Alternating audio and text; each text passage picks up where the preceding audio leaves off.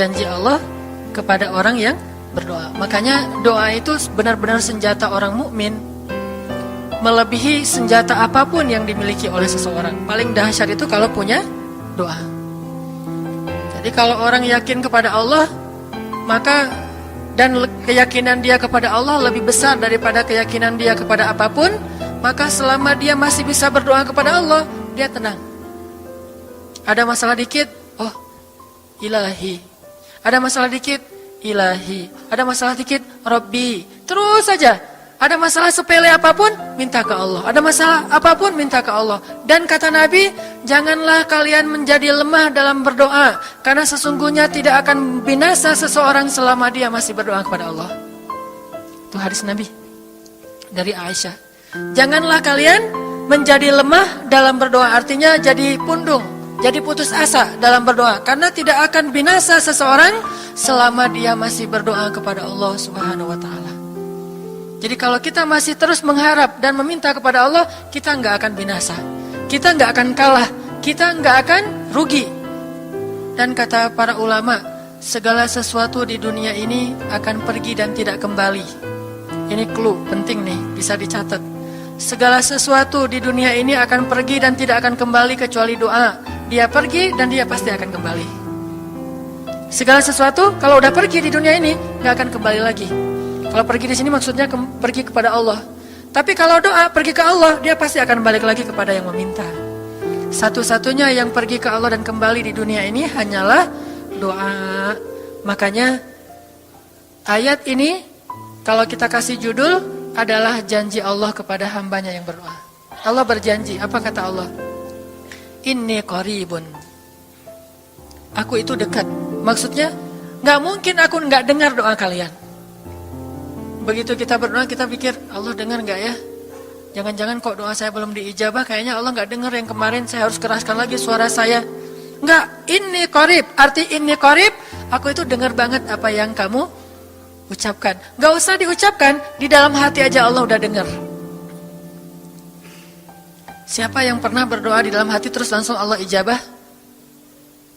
Rasulullah. Coba teman-teman buka awal juz kedua. Ayat surat Al-Baqarah ayat 144. Itu gara-gara Nabi ada harapan di dalam hati tapi gak berani ngomong gitu ke Allah. Cuma dipendam di dalam hati doang. Tapi langsung diijabah oleh Allah. Ayat surat Al-Baqarah ayat 144. Allah berfirman, Qad nara taqalluba wajhika fis samaa فَلَنُوَلِّيَنَّكَ قِبْلَةً تَرْضَاهَا فَوَلِّ وَجْهَكَ شَطْرَ الْمَسْجِدِ الْحَرَامِ وَحَيْثُ مَا كُنْتُمْ فَوَلُّوا وُجُوهَكُمْ شَطْرَهُ وَإِنَّ الَّذِينَ أُوتُوا الْكِتَابَ لَيَعْلَمُونَ أَنَّهُ الْحَقُّ مِنْ رَبِّهِمْ وَمَا اللَّهُ بِغَافِلٍ عَمَّا يَعْمَلُونَ.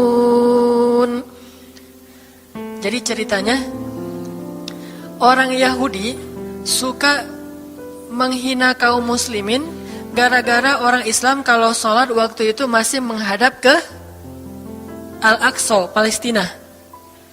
Jadi kata orang Yahudi itu, lihat orang Islam mah fake, suka niru.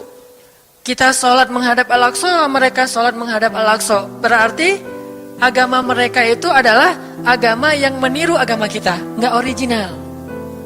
Sering diperolok-olok, setiap kaum muslimin sholat dihina sama mereka.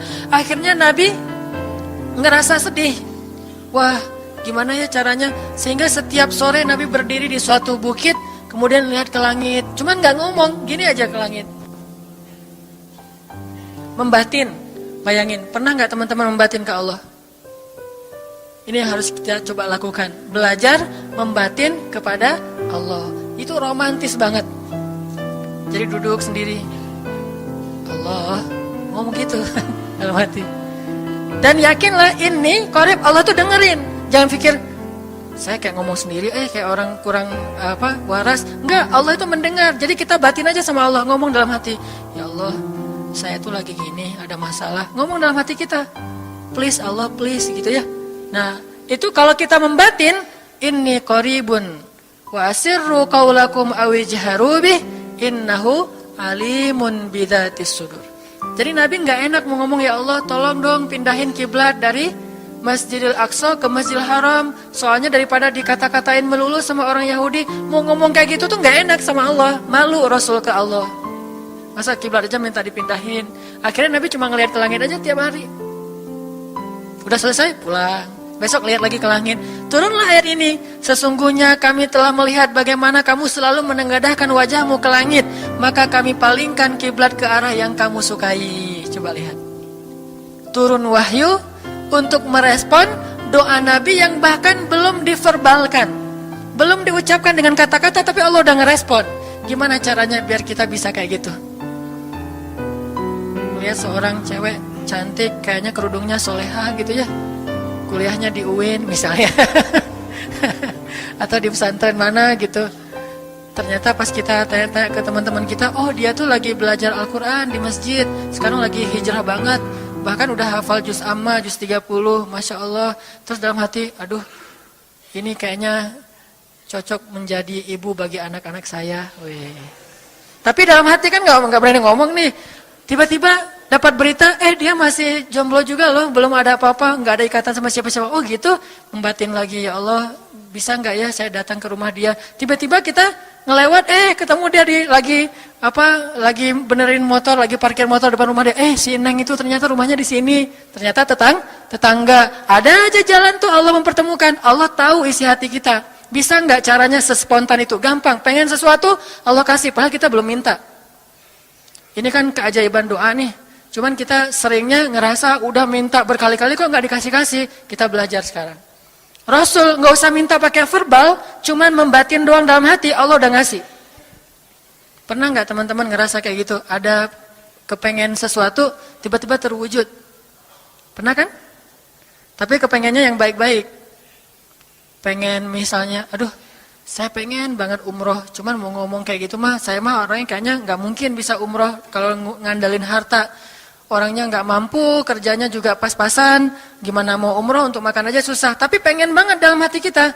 Dan itu rindunya tuh rindu banget. Setiap kali ngelihat video atau tayangan di TV tentang umroh dan haji, menitikkan air mata. Saking kangennya ke Baitullah. Allah tahu itu dalam hati kita. Tiba-tiba ada jalan. Ada aja jalannya. Dan bisa dikasih sedekah, bisa juga hadiah, bisa juga door prize, bisa juga macam-macam. Pokoknya ada jalan aja, tiba-tiba bisa umroh. Dan saya sering banget membawa orang umroh. Di antara jamaah itu selalu ada 1 atau 2 orang yang umrohnya itu miracle, keajaiban dari Allah. Ketika saya cari tahu alasannya apa, ternyata emang dia dari dulu pengen banget umroh. Cuman nggak bisa ngandelin hartanya, Allah kasih jalan yang lain. Bukankah Allah itu memampukan yang diundang, bukan mengundang yang mampu? Kan itu yang sering kita dengar kan? Allah tidak mengundang yang mampu, tetapi memampukan yang diundang. Kalau udah Allah undang, pasti mampu. Kalau Allah nggak ngundang, walaupun dia mampu nggak akan bisa. Jadi Allah bukan mengundang yang mampu, tetapi memampukan yang diundang. Sehingga kita kalau hati kita kayaknya pantas diundang, Allah undang tuh. Begitu juga dalam urusan rezeki. Aduh, saya pengen kerjaan yang kerjaannya itu lebih halal, lebih nyaman, bisa sholat berjamaah tepat waktu, ada waktu juga buat keluarga, bisa juga berdakwah ke teman-teman. Akhirnya membatin kita itu karena kuat banget, Allah wujudkan. Ini artinya Allah qaribun, Allah maha dekat. Sehingga kalau kita pengen doa kita itu powerful, belajar dari as-siqah billah. Tips pertama adalah as-siqah billah. Percaya deh sama Allah.